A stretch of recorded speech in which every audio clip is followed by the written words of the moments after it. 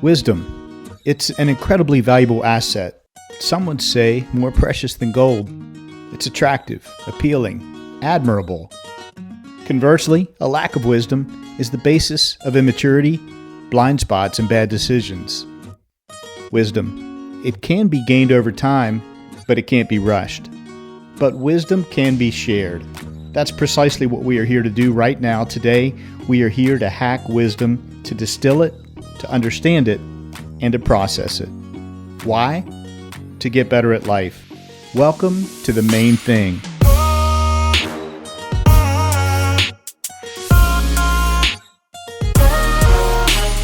This is your new 9-minute podcast. I'm your host, Skip Linneberg, and I've set out to interview the wisest people I know.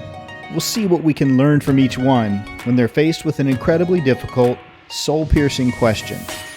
Welcome back to the Main Thing podcast. I'm your host, Skip Linneberg. Hey, did you know you can engage with us on social media to give us your ideas, questions, and feedback? On Twitter and Facebook, you'll find us as @the-main-thing-pod. We're also on LinkedIn. Just search for us there as The Main Thing Podcast and follow our page. My special guest today is one of the most dynamic and creative people I've ever known. She's also bold and courageous. Crystal Good is hard to put in one category. The poet and performer prefers artist, advocate, digital media entrepreneur. She's a 3-time TEDx talker and an Afro-Latin, yes, that's Afro-Latin folk reporter. Crystal is building blackbygod.org, author of a poetry collection titled Valley Girl, and is a known U.S. Supreme Court nominee dissenter. Crystal serves in the completely made up but totally real office of social media senator for the digital district of West Virginia. And she sells panties on the internet, boomboompanties.com. You'll have to check that out for yourself. Crystal comes to us from Charleston, West Virginia. I can't wait for you to meet her, to hear the creativity, the boldness, the dynamism. Get ready over the next 9 minutes. You will experience why Crystal Good is one of the wisest people I know. Crystal Good, welcome to the Main Thing podcast. I'm so thrilled to have you on here. Happy to be here. Happy to be here, Skip. Yeah. So I just announced you, and the folks that are listening got a feel for how dynamic you are and all the many different creative things you do. So what have you been working on this week?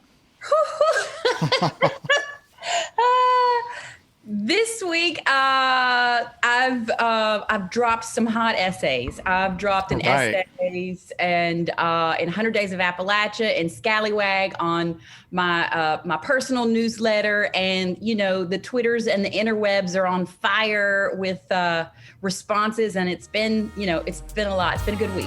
Great. Now, our mutual friend, Jeff James, who was my guest on episode 12 of the Main Thing podcast, folks will remember him and his message about lifting up and inviting and including rather than being divisive. Mm-hmm. And since that time, Jeff's book has published, a little book right here called Up Whiteness. And folks will have, if they've checked that out at all, they will know that Jeff completely attributes his inspiration for that book and that project to you, Crystal.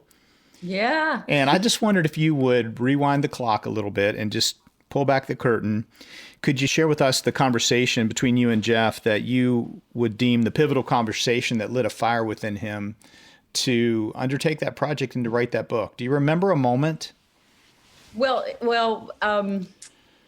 I think what's so great about the book is that in 2020, as our country was in such unrest and sort of a reality and a reckoning around the deaths of George Floyd and Breonna Taylor and, the thousands before, Jeff's book was born. And it really, really sort of gave voice to, many, many conversations prior to sort of what would have been the catalyst conversation for Jeff. The timing was uncanny because that book took years to write. Yes. But it came out at such an opportune time in America, like you're saying. When the Ferguson uprisings were happening, I said, Jeff, quit being white.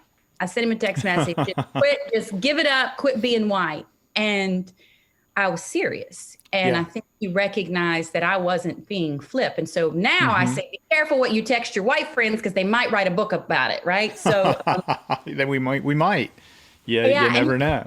he took it serious, and he started to understand, whiteness and how it was created in this country, and did such a thorough job. And I think that his voice is rare in the publishing world, for that narrative. A white Christian man from Appalachia that really, thought of himself as well-meaning, to be able to go into these really uncomfortable spaces. So I'm still encouraging and rooting for that little book, because I think it's pivotal. And I hope that, your listeners and everybody else, if they haven't already got it, pick it up and jump in it. Giving Up Whiteness, One Man's Journey by Jeff James, but inspired by Crystal Good, our guest today. And I will put a link to that book in the show notes. Crystal, thanks for giving us the backstory there. Yeah. Crystal Good, what's the main thing you've learned in your lifetime so far? Skip, the main thing is tell until somebody listens, somebody will listen. Wow. And that is a phrase that has carried me through my life. And I sincerely mean that. Tell us about that. Tell us about the inspiration behind that. If you could, what was going on in your life, Crystal, at that time when that was revealed to you as wisdom truth? Yeah, it was what I experienced extreme sexual abuse from ages 5 to 16. I've been an advocate about this, worked to pass laws, telling my story. Yes. Just being very vocal, and that was what carried me. I feel like I heard something similar to it on Oprah when I was a girl, but it stayed with me. Tell until somebody listens, somebody will listen. Yes. And that's carried me through my childhood. It's carried me through a lot of experiences, that kind of center back on Jeff's book and some of the frustrations that he shares in there when it comes to sort of racism and gaslighting, but also in my entrepreneurship life. It really is tell until somebody listens. Somebody will listen to your idea. Somebody will believe in you. And this, Skip, is what is so, I thought about this and was, what am I going to say? Which one thing? But, it really is about that one person, right? That can change your life, right? One person was a catalyst for Jeff's book. One person, opened the door, and so often in life, I think about, I just kind of move through life knowing that there's one person, there's one opportunity, there's one thing that will change your life for the better.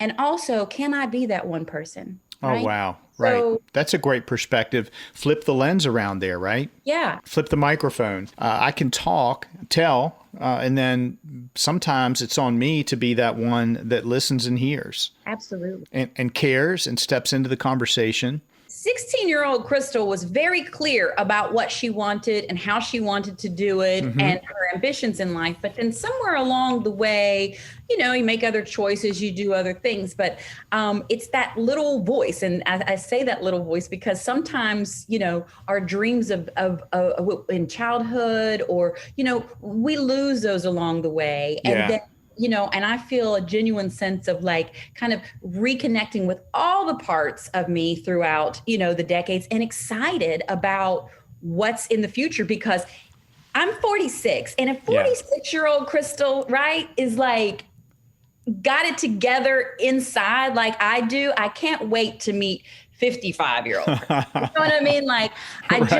There's pieces of life that they forget to tell you in this narrative, right? Of aging and, all these standards, right? But there's a wisdom that truly comes with experience. And I think that I've always had it. You know what I mean? It's just moving in it. So I say that because there could be a 16-year-old listening or, someone and that little voice that's inside you, trust it. Trust it. Absolutely. Absolutely. I learned the layers of myself and learned to kind of that little voice that says, hey, you're not smart or you don't have good ideas or why do you keep trying to do this? You fail every time. You don't have any successes, blah, blah, blah, blah, blah. I just say, come here, sit down. You sit down right here. I'm going to sit with you, but you're going to have to be quiet right now. Okay. Yeah. And after a while, I'm going to kick you out. Yeah. You're gonna have to move over here. So, you're not staying. Yeah. Tell until someone listens, someone will listen. That's incredibly powerful wisdom. I promise you. Yes. What was your runner-up, Crystal? What was your second choice of the main thing that you almost shared? Did you have a close second? Yeah. You care to share that with us? I'd love to share it with you. It's really my favorite. It makes me laugh when I think about it. And it is my go-to in that dark place, right? Okay. It is my go-to in that doubt place, right? And it comes from scripture. Mark 5:41. Okay. And I just paraphrase it. It says, "Get up, girl." Right. It's a scripture where Jesus takes the hand of a girl and he says, "Talitha Koman, get up, girl. I say, get up." Right. And that scripture is the one that I think to myself, right? When I'm in that dark place, right? And Jesus himself, right? Yes. Looks at me and says, "Get up, Crystal." Am I going to look at Jesus and say, "I don't think I can, Jesus." Right. No. And I laugh every time, because if Jesus says, "Come on, get up," then you know you can get up. And so sometimes my little mantra is Talitha Koum, and sometimes it's just "Get up, girl. Just get up, girl. Just get up." And that's I love that. Do you know how much I love that? And that's the thing really that has been with me. The chances. Let me tell you this story here. It's 9 minutes, which is absolutely genius, actually, with this podcast. But this week was tough for me.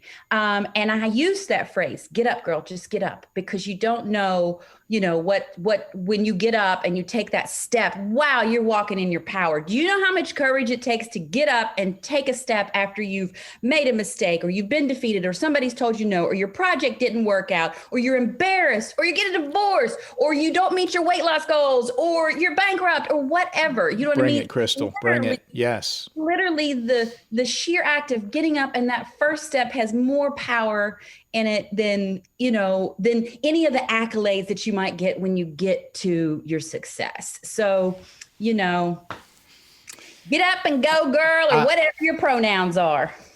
I'm quiet and my eyes are leaking. Oh. Crystal, this has been amazing. I really am running out of descriptors and superlatives. This has been amazing. What you shared is meaningful, powerful. It matters a lot. And I can't say thank you enough. Oh, thank you. Wow, 9 minutes is up. That goes by incredibly fast, doesn't it? Time flies when you're hacking wisdom. I hope you're left wanting more.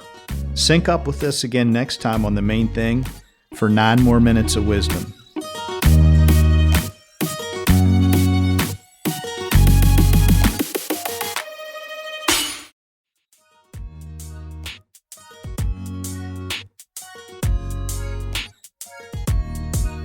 Hey, it's Skip here. I want to thank you for listening and subscribing. If you want to show your support for the Main Thing podcast, I'm excited to let you know that we now have a merchandise store. So if you want to get some Main Thing merch, just go to teespring.com/themainthing. Teespring is TEESPRING. So that's teespring.com/themainthing. There you can find t-shirts, coffee mugs, stickers, tote bags, all emblazoned with the beautiful The Main Thing podcast logo. Check it out. Go get some merch. Thank you in advance.